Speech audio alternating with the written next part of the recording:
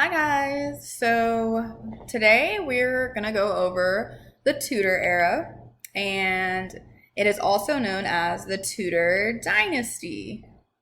That is the first answer on your handy dandy note sheet right here. So make sure as I'm going, you go ahead and write everything down, fill in all your blanks. If you need to, pause it and then keep going. That's like the beauty of stuff being on a video. So the Canterbury Tales was finished in/around 1400. And remember, we weren't sure if the Canterbury Tales was actually finished because not every character ended up having a tale. So the Tudor era is actually from 1485. If you see me looking down or talking slow, it's because I'm writing the answers in on this as I go to make sure I don't skip anything. So the Tudor era is between 1485 to 1603. And the very first monarch that started the Tudor dynasty was Henry the Seventh. That VII means seven. The V is a 5, and the II, those are like 1. So VII is 7. And it was called the Tudor era simply because that was the family's last name. It was King Henry Tudor. So since it was the Tudor family, it was called the Tudor era or the Tudor dynasty. And people from the Tudor family ruled from 1485 all the way to 1603. So that whole time frame, Tudors were in charge. Whether it was a male or a female, they were all related to King Henry VII, who started this dynasty of the Tudors. Some of the other Tudors were King Henry VIII. That's who we're really focusing on today. That's VIII is the 8th. King Edward, which is King Henry's son. Queen Mary, which is King Henry VIII's daughter. And Queen Elizabeth, who is also King Henry VIII's daughter. So all three of these, King Edward, Queen Mary, Queen Elizabeth, those are all King Henry's children, but from different women, different mom for each of them. In a minute, we're going to talk about his wives, and you'll know which kid came from who.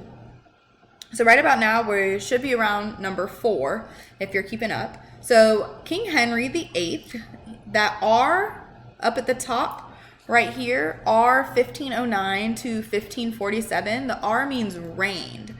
So if you're going to forget that, go ahead and scribble that down, that it means that he reigned from then. And you guys just have to write down 4 of these facts. You can pick whichever 4 you feel like are the most important or the most interesting, whatever you think. But he spoke many languages: French, English, Latin, and Spanish. So he was very well spoken, very well educated. Obviously, kings have money and they're going to have people coming in and teaching them like music, reading, writing, math, language, and that's so they can communicate with other countries when they go to war or have to make treaties and truces and stuff like that. He was also very big into hunting. That's one that I'm going to write down because I think it's kind of ironic later on in a couple days for something that we'll be talking about, that he was actually into hunting. And I'm also going to put that he was well educated. It doesn't specifically say that on the slides, so like a little bit of indirect characterization. It says he speaks many languages, that he likes reading, he likes art, he likes writing books, he likes poetry. That would lead me to knowing that he is well educated. I'm also going to put here that he is religious and that he is a Catholic. So Catholic is just a branch of Christianity, nothing crazy. And I'm also going to put that he typically attended Mass. Mass is like Catholic church 3 times a day. So for my ABCD on number 4, my 4 facts are that he likes hunting, he's well educated, he's religious, and that he's a Catholic, and that he attends church 3 times a day at this time. So for this next one, it's about his succession and his legacy. He took the throne after his brother died. He was only 18 years old when he took the throne. So that's like pretty young, you know? He hasn't like lived too much life. His has like been in a castle and been like daunted and toted on, like, you know, everybody's all scared of him, like, oh, the king, oh, the prince, the prince. He's like probably pretty spoiled, pretty bratty, I'm sure.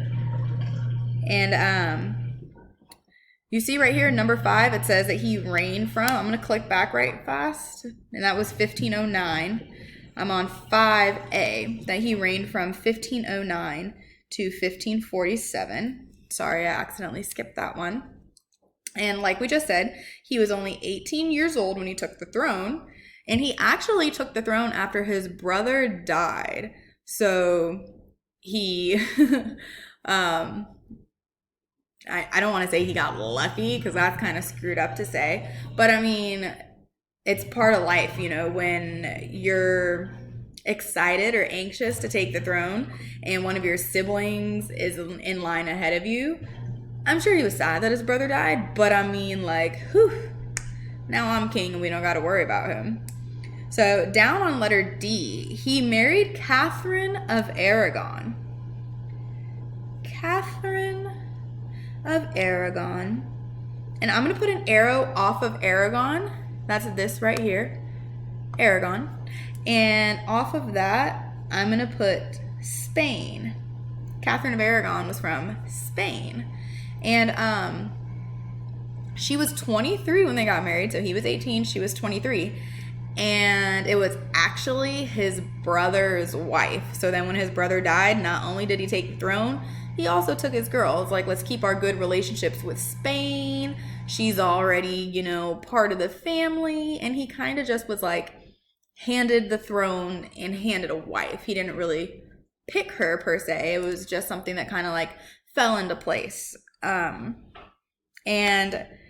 they had a really hard time conceiving as in having babies. So in 1510, she miscarried a girl. Then in 1511, a year later, she has a boy, which is very important. All the kings need a boy. And then in 1511, I was going to tell you about the next kid. But in 1511, that boy that she did have, it died. Only 52 days old. It was a newborn baby, not even 2 months old yet, and he croaks. Bet you King Henry was super mad about that. Well, it's not her fault. Like, a lot of moms got blamed for the problem of childbirth, like, gone wrong, miscarriages, stillborns, all of that. So now that's 2 kids that are goners. She gets pregnant again in 1513, and a baby is born again, and it is a boy, and it dies minutes after birth. This is now 3 crappy baby situations. 1515, she has a stillborn son, so it's born dead. That's now 3 boys, 4 kids, but 3 boys that she's actually had, and they just don't make it.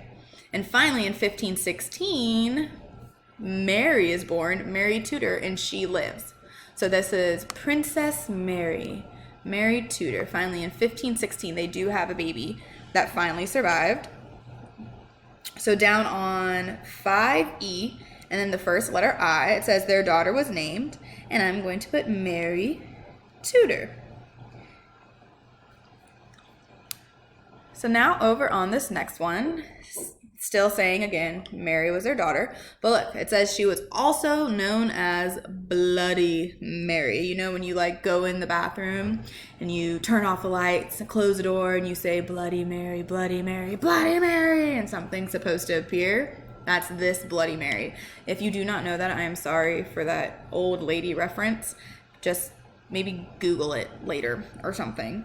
So Mary Tudor, Princess Mary, is also known as Bloody Mary.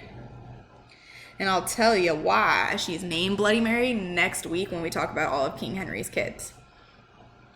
So this next line down says by 1520-ish, by the 1520s, Catherine of Aragon is already 40 years old. That's pretty old, especially to be trying to have kids. So you see, Mary was born in 1516. So at this point, she's like a young elementary age kid, you know, like kindergarten, first grade-ish, and they're still trying to have more kids because they don't have a son.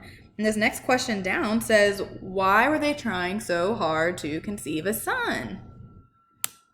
Because they need a king. They need a male heir to be able to take the throne. Sure, a girl can be a princess, but if she gets married to somebody once she is named queen, now that man that she marries is the king, right? And kind of will take place over her. So it's very important for them to have a male to take the throne. So 6A, they were trying so hard to conceive a son because they need an heir to the throne.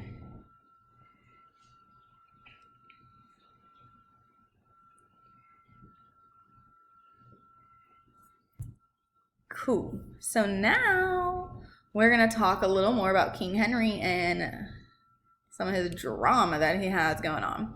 So King Henry in total had 6 wives. That's one of our blanks on number 7. King Henry had 6 wives in total. And he didn't have all these wives at the same time, but still, that is insane. 6, especially for back then. They were very religious, and you can't just get a divorce. And if you can't just get a divorce, that means that Henry had to be up to some sneaky, shisty stuff.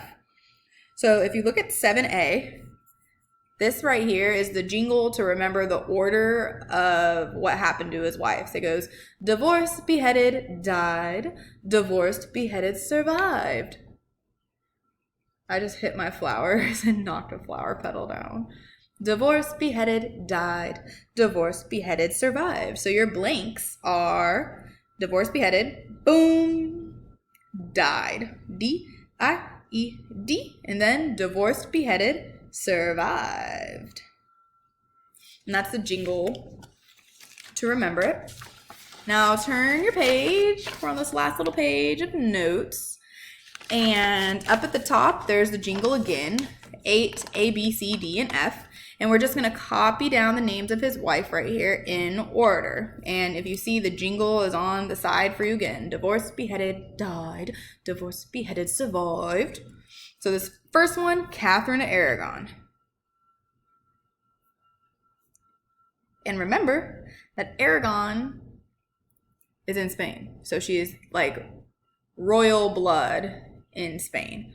His next wife is Anne Boleyn, and she was beheaded. We'll talk about why in a minute. Anne Boleyn. She's like probably the most famous wife. If you've heard of the movie The Other Boleyn Girl, it's really good, and it's about King Henry and Anne Boleyn and all their drama. His next one is the lovely Jane Seymour. That's number 3 on the PowerPoint, letter C on our notes. And after that, he's with Wish. After that, she's Wish.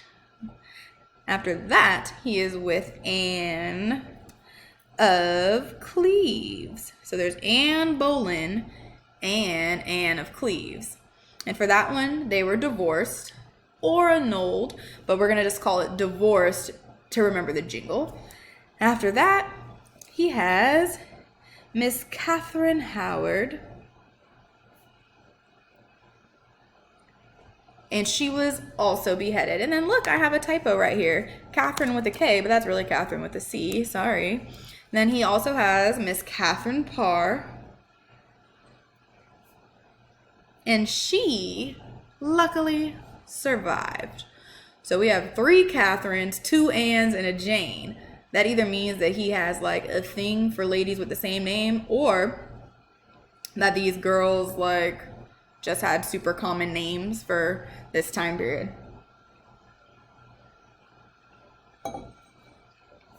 By the way, I already had this recorded on a video, but I'm re-recording it because one of my students keeps asking me why it looks like my videos were recorded on a toaster. So I figured 6-year-old videos might have been out of date, even though the stories are the same. The video quality was so bad that I felt like maybe he was right and I needed to re-record. So, wife numero uno. For number 9 through 14, we're just listing 3 fast facts about them. You can pick whatever you want. You can copy it straight from the PowerPoint, or you can listen to what I'm saying and write more specific details about them. So Catherine of Aragon was Bloody Mary's mother. I wouldn't write that as one of mine because we just talked about that on the page before.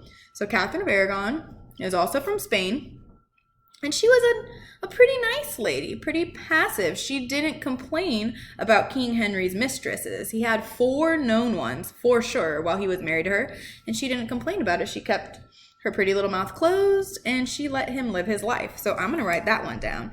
Didn't complain about his mistresses. His, as in Henry VIII. Didn't complain about Henry's mistresses.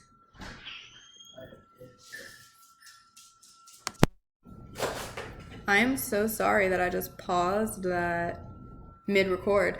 My boyfriend and my daughter just busted in the door like they didn't know I was recording, even though they knew I was recording. So I paused it. But yeah, Catherine of Aragon didn't complain about Henry VIII's 4 mistresses. And eventually he got sick of her, because remember, they had all those dead boy babies, like 3 or 4 of them. And they did have Princess Mary, or Bloody Mary, but she wasn't a boy. Henry was kind of like over her. Remember, he married her because his brother died. Not because he was like in love with her and picked her, but it was like, just go ahead and marry her. Your brother was already married to her. Like, let's just make things easy. So he finally decides that he is going to request a divorce. So I'm going to put for B, 9B, I'm going to put request divorce. I'll tell you why he requests a divorce when we get to our next wife, which is Anne Boleyn. And I'm going to put, because, you know, she's divorced as her thing. She didn't die, luckily her, but I'm going to put she was sent back to Spain as my 9C. So my 3 facts about her was that she didn't complain about Henry's mistresses, that Henry requested a divorce from her, and that she's sent back to Spain. So the next lady we're going to look at is Miss Anne Boleyn, and this is the very popular one. Look how Anne Boleyn looks. Granted, these aren't like selfies or anything. They're just like portraits. But look at her. She kind of looks like a little older. Anne Boleyn is over here. She's all fine and young and whatnot. So Henry really likes her. For my 3 facts about her, it's hard to pick only 3. So I'm going to talk about her, and then we'll decide what 3 we picked. So Anne Boleyn was one of King Henry VIII's mistresses when he was still married to Catherine of Aragon. And while she was a mistress, she was also a maid of honor to the queen. So that means she's like one of Catherine of Aragon's ladies that like waits on her in the house and helps her get dressed and bathed and does her hair, like a servant essentially for Catherine of Aragon. So she got to see King Henry in the castle all the time, and she was young and pretty for sure compared to Catherine of Aragon. And while she was considered one of King Henry's mistresses, she wouldn't sleep with him. She said she would not sleep with him until they got married. So she played it kind of smart. Some of the other girls, they would just do whatever Henry said, but her, she refused. And she also said, you know, not only will I marry you if you divorce Catherine of Aragon, but I promise I will give you a son. Promise. How can you promise that you'll for sure, 1, have a kid that lives, and 2, have a boy? You can't guarantee that you're having a boy baby. And she was a very big flirt. I'm sure like when King Henry would see her in the castle, she would like try to like look all good all the time when she's walking by. Before she was married to King Henry, when she was just crushing on him and he was crushing on her, she dated a famous poet named Sir Thomas Wyatt. And in 3 days-ish, we're reading a poem that Sir Thomas Wyatt writes about Anne Boleyn while Anne Boleyn is married to King Henry. So that's some drama to come. And Anne Boleyn drew Henry VIII in with temptation.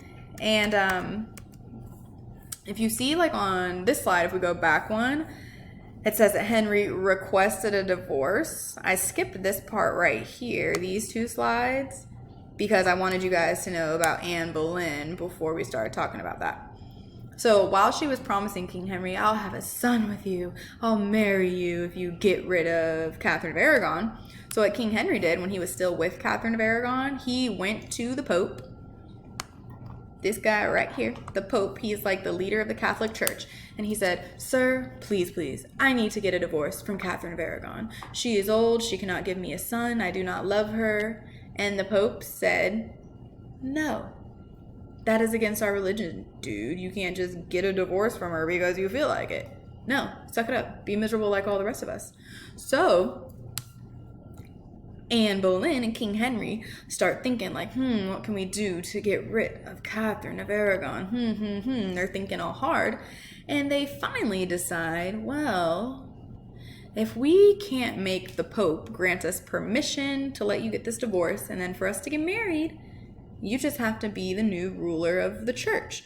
So what Henry does is converts the whole religion of England to Protestant. And this brings forth the Protestant Reformation. And when he converts England's religion to Protestant, he then declares himself the head of the Church of England. So essentially, he's the new Pope, but for the Protestant religion. So the Protestant Reformation is King Henry changing the religion from Catholic, because the Pope said, no, you can't get a divorce from Catherine of Aragon, and changes the whole religion of England just to be able to get a divorce from Catherine of Aragon to marry Anne Boleyn. And that's called the Protestant Reformation. And now England is supposed to be Protestant, and King Henry is now the leader of the Church of England. So he says, oh, hey, by the way, I can get divorced now because I'm the leader of the church and I make the rules and we are Protestant, and yeah, I'm getting a divorce. So he gets a divorce from Catherine of Aragon and sends her and Princess Mary back to Spain. Remember this because this is important later. And he marries Anne Boleyn. As soon as the divorce is final from Catherine of Aragon, boom, marries Anne Boleyn. And Anne Boleyn does have one child. Not the son she promised, though. She has Elizabeth, Queen Elizabeth. And then time goes on. She gets pregnant again. Baby dies when it comes out. You didn't have good luck with babies being delivered healthily back then. They weren't really sanitary. They didn't know how to like keep track of how much blood ladies were losing. Like, it was just like a bad situation. So supposedly Anne gets so desperate to get pregnant, King Henry's kind of over her. He's like, yeah, you didn't give me a son. You're not as hot as you used to be. You're kind of annoying. I always see you flirting with other people. And he starts to kind of have his eye on Jane Seymour. And if you look right here, it says that Jane Seymour is a maid of honor. So Jane Seymour, just like Anne Boleyn did, worked in the castle, and she was beautiful and young. And so when Anne Boleyn notices King Henry kind of like peeping Jane Seymour, she gets really desperate and she's like, oh my God, Henry's probably going to divorce me just like he divorced Catherine of Aragon. I have to do something. I have to give him a son. I promised I'd give him a son. She starts going all crazy. And she's accused of cheating on King Henry. And that would be called adultery. She's also accused for incest. Supposedly, they said she was sleeping with her brother because she was so desperate to get pregnant, and her and Henry weren't getting pregnant. So she supposedly, nobody really knows if it's true, supposedly slept with her brother trying to get pregnant, and that she was plotting against Henry for these things. So she ends up getting beheaded. And we're going to talk more about Anne Boleyn and King Henry and this guy, Sir Thomas Wyatt, later this week. They have like a whole big love triangle scandal thing. So if you didn't write 3 fast facts yet about Anne Boleyn, I'm putting that she has 1 daughter, which is Elizabeth. I'm putting has 1 kid. Queen Elizabeth. And then I'm going to also put that she helped Henry with his plan to get a divorce from Catherine of Aragon. So helped Henry get divorced. That was their plan, to send Catherine of Aragon back to Spain, change the religion, all that stuff. And then I'm also going to put that she was beheaded for treason, adultery, and incest. Whew. I talked a lot about Anne Boleyn. I'm sorry. These other ones won't be as long. Oop, I'm skipping people. So then, boom, here's Jane Seymour. I'm going to write my fast facts about her as we're going along. So she, like I said, was also a maid of honor. She was a maid of honor in the castle when Anne Boleyn was queen, and her and Henry get married as soon as Anne Boleyn is beheaded. On to the next. Up to Jane Seymour. She was only the queen for 1 year, sadly, though, and she actually gave birth to a son, Edward. So now Henry finally has his king. And look, it says she died days after childbirth. Doesn't that suck? So she marries Henry, is queen for a year, gives birth to a son, and dies. All that happens within a year. And supposedly she was Henry's most loved and cherished wife. I don't know if that would have been true forever, but considering she died in a year and gave him a son, like, how could he be sick of her? She died before she got annoying, and she had a son. Like, she's a golden one. So A, B, C, D, A, I'm putting she was loved by Henry, so I'm putting heart by Henry. He really loved her, supposedly. I'm going to say she had a son, and her son was named Edward, and she died days after giving birth. Poor Jane Seymour. We only got 3 more, and then we are finito. Next one is Anna Cleves. She is pretty plain. She's pretty boring. Henry wasn't really attracted to her. His advisors were kind of like, dude, you need a wife. This is a good plan. They kind of pushed him into doing it. They never consummated their marriage. That means they supposedly never had sex. They just got married, and they were only married on paper. So for my fast facts, I'm going to put boring. For B, I'm putting Henry didn't love her. And then I'm going to put for C, only married on paper, got divorced. Only married on paper and got divorced.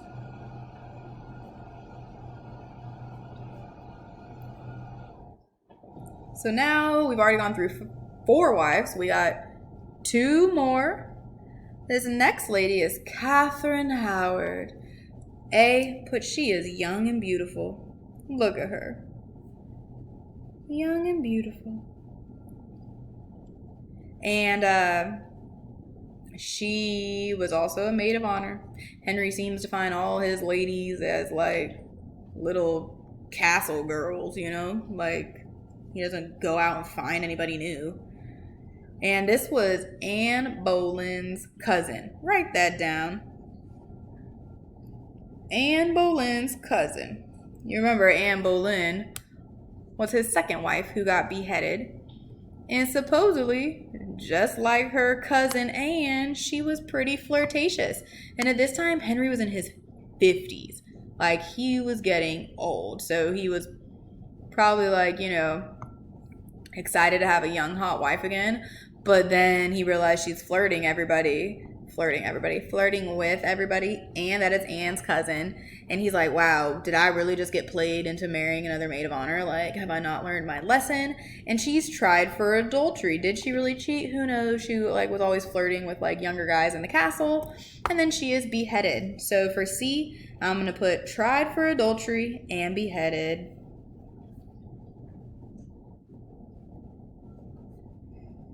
And now we're on to our final wife, Catherine Parr. This is Henry's last wife. She was a widow. Her husband was dead. She was like a little bit older than, you know, Catherine Howard. Look at her. And then look at her. And she was very supportive to Henry. She was like more chill. She wasn't running around flirting with all these guys. She was older and wise, and she took care of Henry's kids with him. Like, she was just like a nice lady, and she would like listen to Henry. He was all old and stressed out and crusty at this point. Like, he wasn't trying to like run around showing off. He like needed a companion. And she was like a real good stepmom. And she actually knew Henry since he was a child. So they were like already friends. Not in love, but they're like cute little old people in love now. Not like Henry's previous ones. So for our A, B, C, D, you can pick whichever of those you want to pick. I'm going to put his last wife. I'm going to put they were like old, cute, grandparent types. You know how grandparents in love are. And she outlives King Henry. So the jingle goes: divorced, beheaded, died, divorced, beheaded, survived. So for C, I'm going to put survived. And that's because Henry dies before her.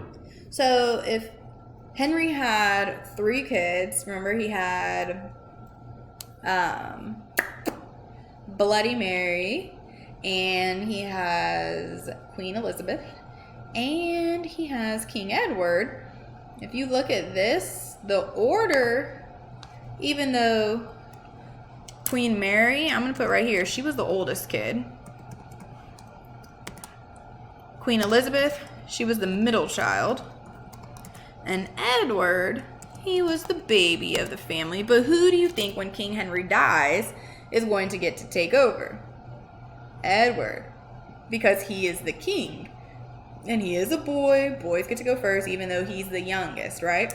So off this arrow, down here at the bottom, go ahead and put Edward takes over. I said the arrow. There is no arrow. I created one like that. And now I'm going to put Edward takes the throne. Cool. So we are done. Oh my gosh, I'm sorry that I talked so much. We're gonna do a quizzes on this tomorrow. And we're also gonna make a family tree at some point today or tomorrow. And on it, we're gonna put Henry, his first 3 wives. The reason I said his first 3 wives are because those are the only ones you really have to remember for the test, because those are the parents of his kids.